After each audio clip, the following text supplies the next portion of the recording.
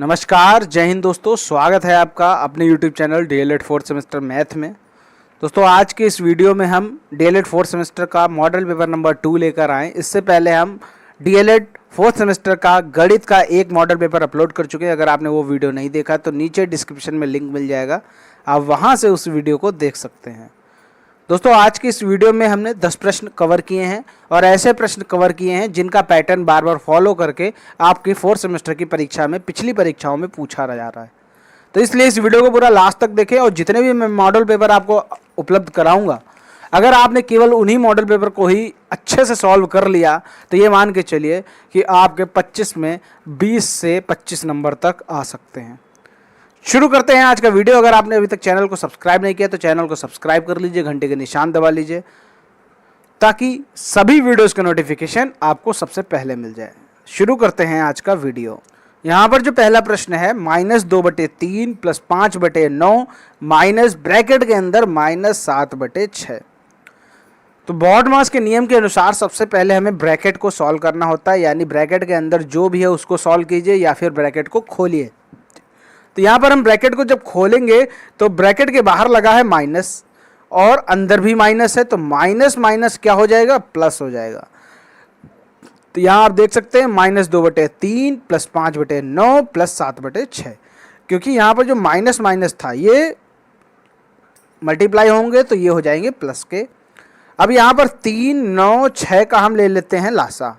तो आपको लासा लेना आता है ना, 3, 9, 6। इसका लासा जब लेंगे तो 3 एकम 3, 3 तियां 9, 3 दूना 6। इसको फिर से 3 से भाग देंगे, 3 एकम 3 और बचा 2। इसके बाद 2 से भाग देंगे तो जब तक 1 1 ना आ जाए तब तक आपको करना है।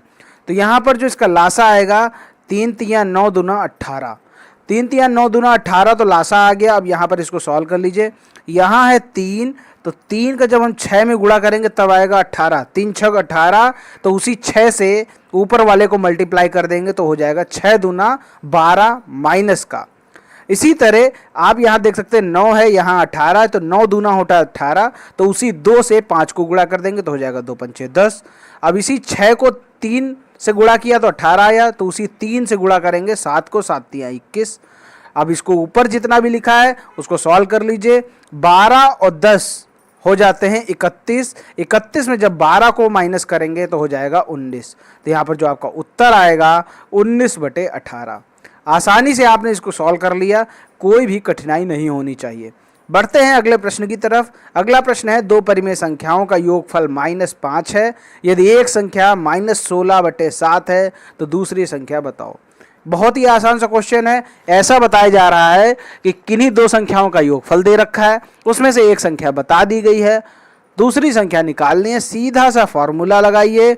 दूसरी संख्या x मान लेते हैं। अब दोनों को जोड़ लीजिए। एक संख्या थी 16/7 माइनस की और दूसरी थी x, तो दोनों को जोड़ दिया, ये आ गया -5 के बराबर। अब ये समीकरण बन गई, इसको सॉल्व कर लीजिए। ये जो -16/17 है बराबर के उस तरफ जाएगा तो हो जाएगा प्लस का 16/17, तो -5 + 16/17। इसको सॉल्व कर लीजिए तो ये हो जाएगा, इसके नीचे 1 मान लेते हैं तो ये लासा लेंगे तो 7 हो जाएगा, 1 7 7 हो जाएगा, तो 7 पंचे 35, माइनस का 35 + 16। जब इसको सॉल्व करेंगे -35 और +16 को तो आएगा माइनस का 19। तो यहाँ पर जो x की वैल्यू निकल के आ गई -19/7। तो यहाँ पर हम ये कह सकते हैं कि जो दूसरी संख्या थी वो थी -19/7। आसान सा प्रश्न है। चलिए आगे देखते हैं अगला प्रश्न क्या है। प्रश्न संख्या 3 है, वह छोटी से छोटी संख्या ज्ञात करो जिससे 1890 में गुणा करने पर गुणनफल पूर्ण वर्ग हो जाए। 1890 में गुणा करने पर गुणनफल पूर्ण वर्ग हो जाए, ऐसी छोटी से छोटी संख्या ज्ञात करनी। तो ऐसे प्रश्न में क्या करना होगा, 1890 का अभाज्य गुणनखंड निकाल लीजिए। ये आप देख सकते हैं 1890 का अभाज्य गुणनखंड निकाल लिया गया है। जब इसको आपने निकाला तो यहाँ पर जितनी भी वैल्यूज आ रही हैं इन सब में आप ये देख लीजिए किसमें जोड़ा नहीं बन रहा है। जैसे ये 3 का जोड़ा बन रहा है, इस 3 का नहीं बन रहा है, इस 5 का नहीं बनना, इस 7 का नहीं बनना, इस 2 का नहीं बनना। तो जितनी भी संख्याओं का जोड़ा नहीं बनेगा उनको आपस में गुणा कर लीजिए। 2, 3, 5, 7 का गुणा कर लीजिए। 2 तियां 6, पंचे 30, सत्ते 210। तो वो छोटी से छोटी संख्या आपके सामने निकल के आ गई 210 है। अगर हम 210 को 1890 में गुणा कर दें तो जो गुणनफल आएगा वो पूर्ण वर्ग होगा। ये चीज क्लियर कर लीजिए। अब यहां पर इसी तरह का एक और प्रश्न आता है कि 1890 में ऐसी कौन सी संख्या से भाग दे दें कि जो आपका भागफल हो वो पूर्ण वर्ग आए। तो जब भी अगर भाग करने पर भागफल पूर्ण वर्ग कहे या गुणा करने पर गुणनफल पूर्ण वर्ग कहे, आपको दोनों कंडीशन में यही करना है। ऐसे ही आपको अभाज्य गुणनखंड निकालने हैं और यहां पर देखना है कि किसका जोड़ा नहीं बन रहा है। तो जिसका जोड़ा नहीं बनेगा उनको आपस में मल्टीप्लाई कर लीजिए और उसके बाद वही आपका उत्तर होगा। दोनों को एक ही तरह से सॉल्व करना है। अगर कह दे कि भाग करने पर भागफल पूर्ण वर्ग होना चाहिए, गुणा करने पर गुणनफल पूर्ण वर्ग होना चाहिए, दोनों कंडीशन में आपको यही करना पड़ेगा। अगला जो प्रश्न है प्रश्न संख्या 4। प्रश्न संख्या 4 है 15.625 का घनमूल ज्ञात करो। सबसे पहले हमें क्या करना है कि हम दशमलव को भूल जाएं। कितना हो गया 15,625। तो 15,625 का आप घनमूल निकाल लीजिए, इसके अभाज्य गुणनखंड कर दीजिए और उसके बाद 3 के जोड़े बना लीजिए। तो यहाँ पर आप देख सकते हैं 15,625 का हमने अभाज्य गुणनखंड निकाला। अब यहाँ पर देखिए ये 3 बार लिखा है, ये 3 बार लिखा है, यानी 2 जोड़े बने। तो हमने उतार लिया, एक जोड़ा 5 का, दूसरा जोड़ा 5 का, तो 5 × 5 हो गया 25। यानी 15,625 का जो घनमूल आएगा वो आएगा 25। अब यहां पर हमें यह देखना है कि दशमलव आखिर कहां लगाया जाए। तो आप दाईं तरफ से शुरू करिए, 3 के जोड़े बनाइए। हमने इधर दाईं तरफ से शुरू किया, 3 का जोड़ा बनाया। कितने जोड़े बने? मात्र एक जोड़ा बन रहा है यहां पर।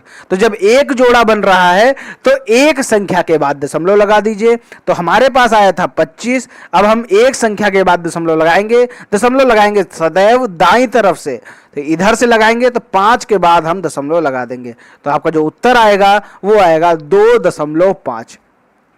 दशमलव लगाने के लिए सदैव जोड़े बना लीजिए, दाईं तरफ से जोड़े बना लीजिए और देख लीजिए कितने जोड़े बन रहे हैं। अगर एक जोड़ा बन रहा है तो एक संख्या के बाद दशमलव लगाइए, 2 जोड़े बन रहे हैं तो 2 संख्या के बाद दशमलव लगाइए, याद रखिएगा।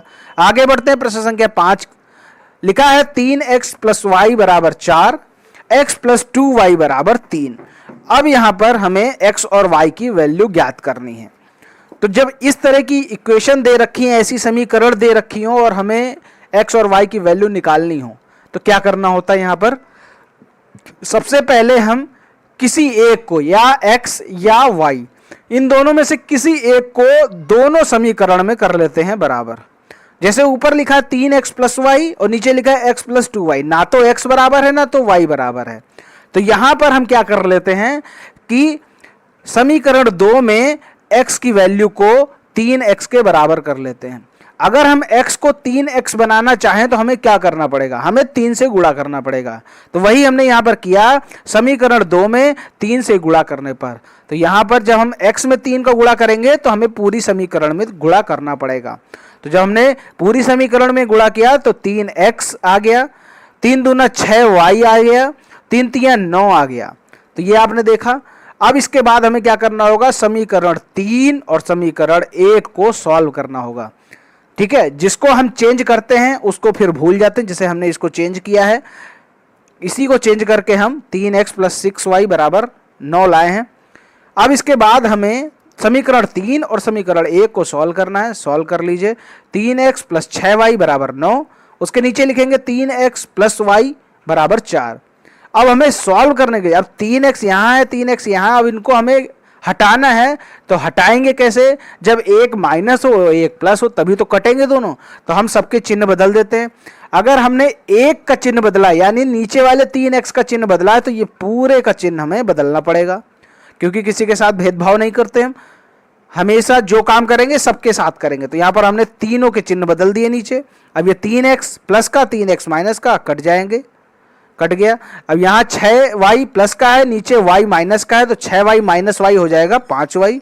यहाँ 9 - 4 है तो ये हो गया 5, तो 5y = 5। अब जब ये 5 उठ के इधर जाएगा तो 5/5 हो जाएगा। y की वैल्यू आपके सामने आ गई 1।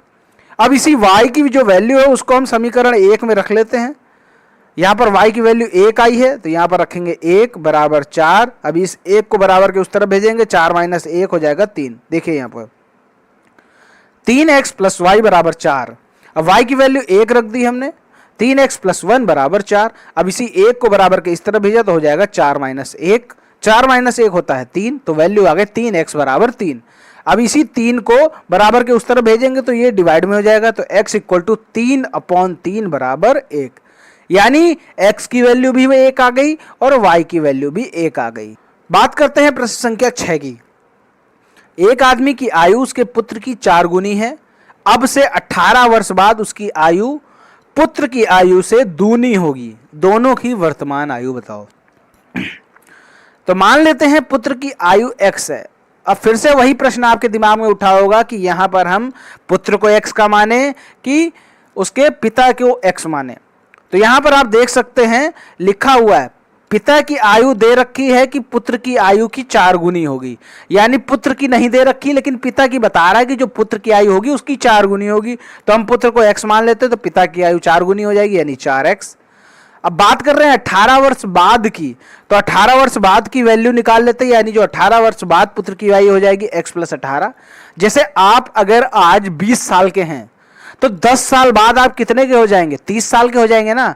तो यानी कैसे निकाला हमने, 20 को 10 में जोड़ दिया। उसी तरह यहां पर निकाला जा रहा है जो पुत्र है आज x वर्ष का है, 18 वर्ष बाद उसमें 18 वर्ष ऐड करने पड़ेंगे तो x प्लस 18 कर दिया। इसी तरह पिता की आयु 18 वर्ष बाद कितनी हो जाएगी, 4x प्लस 18, क्योंकि अभी वो 4x का है। 18 वर्ष बाद 4x प्लस 18 का हो जाएगा। अब यहां पर प्रश्न ये कह रहा है कि जो पिता की आयु है पुत्र की आयु से दूनी होगी 18 वर्ष बाद। तो 18 वर्ष बाद की जो हमने इनकी उम्र होगी वो निकाल ली, तो हम यहां पर सीधा सीधा पिता की आयु रख देते हैं और पुत्र की आयु का दोगुना कर देते हैं।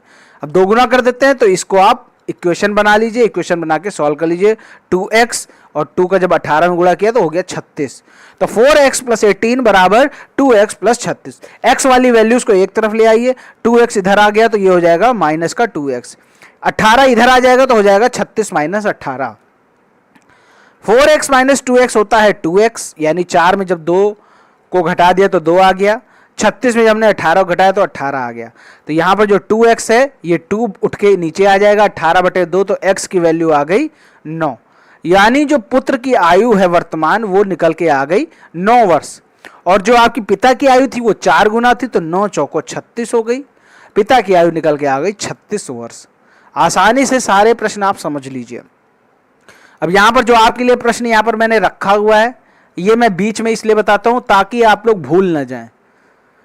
इसको तुरंत सॉल्व करें और नीचे कमेंट में इसका जवाब लिखें। क्यूब रूट है -64 गुणे 729, इसका क्या मान आएगा, -4, 9, -36, कोई नहीं।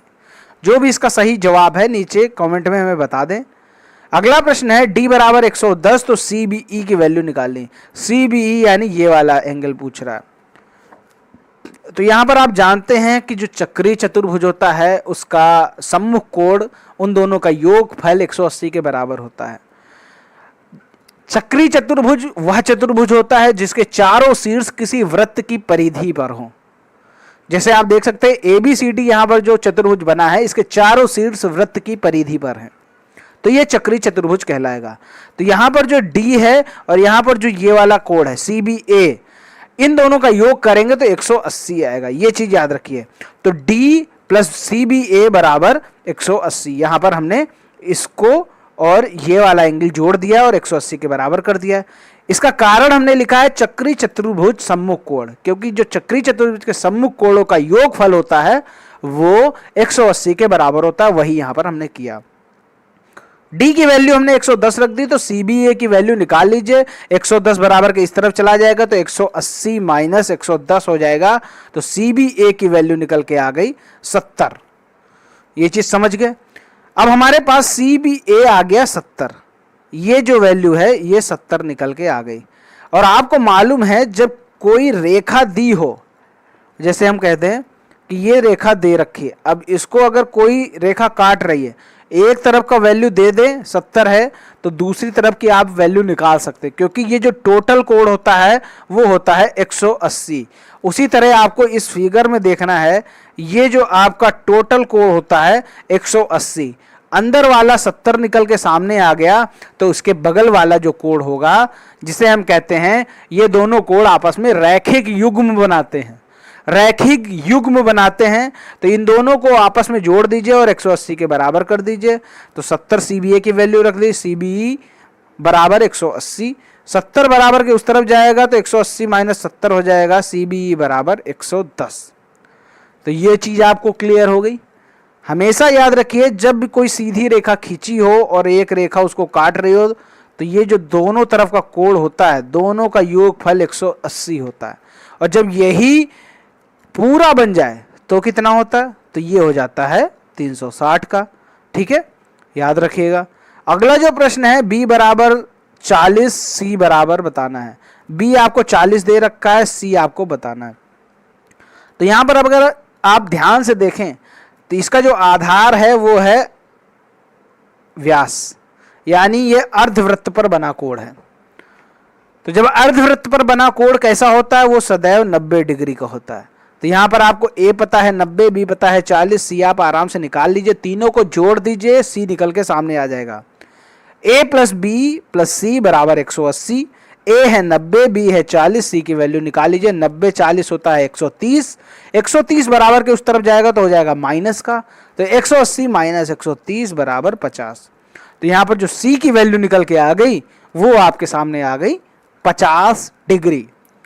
बढ़ते हैं प्रश्न संख्या 9 की तरफ। यहां पर मध्यिका ज्ञात करनी है। आपके सामने बारंबारता सारणी बना के रखी हुई है प्रश्न में, और आपको इसकी मध्यिका ज्ञात करनी है। मध्यिका निकालने के लिए हमें सारणी का सबसे पहले एक दूसरी सारणी बनानी पड़ती है, जिसमें एक कॉलम ऐड करना पड़ता है, वो है संचयी बारंबारता का।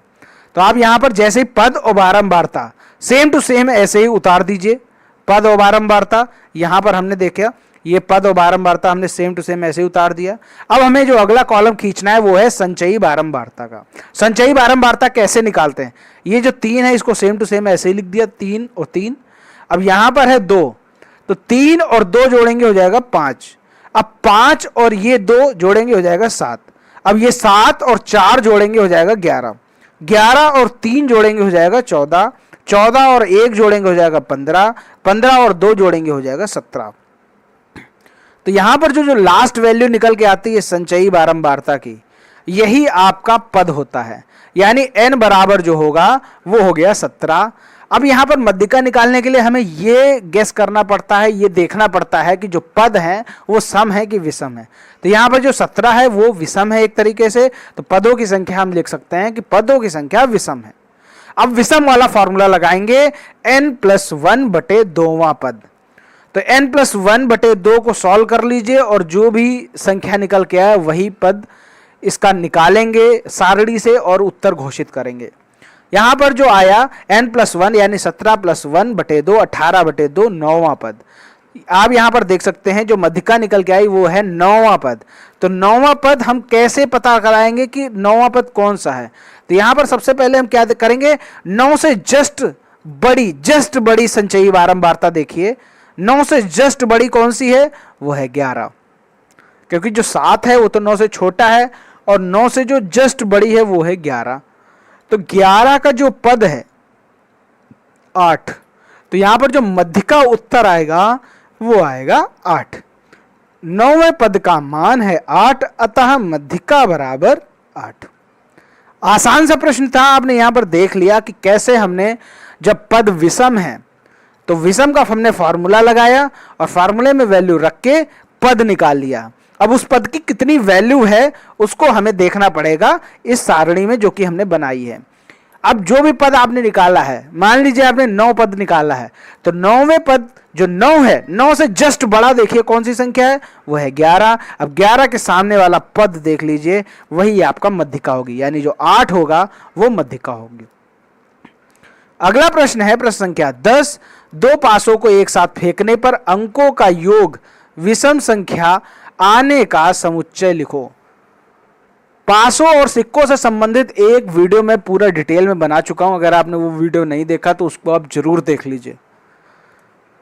तो जब 2 पासों को फेंका जा रहा है तो कोई ना कोई नंबर तो ऊपर आएगा ही आएगा, या तो 1 1 आ सकता है, या तो 1 2 आ सकता है, या 2 4, या 2 6, कुछ भी आ सकता है।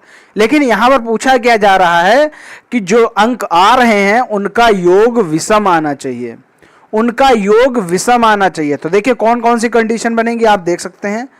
अगर हम पासों को फेंक रहे हैं, अगर पहले पासे में 1 आ जाए और दूसरे पासे में 2 आ जाए, तो अगर हम इन दोनों को जोड़ेंगे 1 + 2 = 3, यानी ये विषम संख्या आ रहा है इनका योगफल। इसी तरह हम और कंडीशन बनाएंगे कि जैसे हम कह दें कि 1 और 4, पहले पासे में 1 आ जाए और दूसरे पासे में 4 आ जाए, तब भी इनका योग करेंगे विषम आएगा। तो जितनी भी ऐसे समुच्चय बनेंगे वो सभी यहां पर लिखने होंगे। ऐसा प्रश्न 2 नंबर में आता है, क्योंकि यहां पर थोड़ा हमें वर्क करना पड़ता है, थोड़ा हमें सोचना पड़ता है, थोड़ा हमें ऐड करना पड़ता है, उसके बाद समुच्चय लिखना पड़ता है। तो यहां पर आपके सामने 12 कंडीशंस लिखी हुई हैं। इन सभी को आप जोड़ेंगे तो आप देखेंगे विषम ही संख्या निकल के आएगी। चाहे आप 3 और 4 को जोड़ लीजिए 7 आएगा, विषम संख्या होती है। 2 और 5 को जोड़ लीजिए 7 आता है, विषम संख्या होगी। 4 और 1 को जोड़ लीजिए 5, विषम संख्या होगी। 4 और 5 को जोड़ लीजिए 9 आता है, वो भी एक विषम संख्या है। तो यहां पर ये चीज आप समझ गए, हमें ऐसी संख्याएं लिखनी है जिनको जोड़ने पर विषम आए। और कभी भी 6 से ज्यादा संख्या मत लिख दीजिएगा किसी में, ठीक है, क्योंकि पासे में 6 ही फलक होते हैं, 1 से लेकर 6 तक। कुछ स्टूडेंट जल्दी जल्दी में सोचेंगे कि 7 को भी जोड़ दो, 8 को भी जोड़ दो, 9 को भी जोड़ दो। ऐसा नहीं करना है, पासे में सिर्फ और सिर्फ 6 तक होते, तो इसीलिए 6 तक की संख्याओं को ही लेना है। उम्मीद करता हूं कि ये सारे 10 प्रश्न आपको अच्छे से समझ में आ गए होंगे। और दोस्तों जो हमने प्रश्न पूछा था उसका उत्तर भी आप नीचे हमें कमेंट में जरूर बताएंगे कि क्यूब रूट -64 × 729 का क्यूब रूट कितना होगा। वीडियो पसंद आया हो, प्रश्न समझ में आए हो, अगर कोई समस्या हुई हो तो नीचे कमेंट में बताइएगा। और वीडियो पसंद आए तो वीडियो को लाइक करें, शेयर करें। ऐसे ही वीडियोस को पाने के लिए चैनल को सब्सक्राइब जरूर करें और घंटी का निशान भी जरूर दबाएं, ताकि जब भी मैं वीडियो अपलोड करूं तो उसका नोटिफिकेशन आपके पास सबसे पहले पहुंच जाए। ओके दोस्तों, मिलते हैं अगले वीडियो में, तब तक के लिए जय हिंद, जय भारत।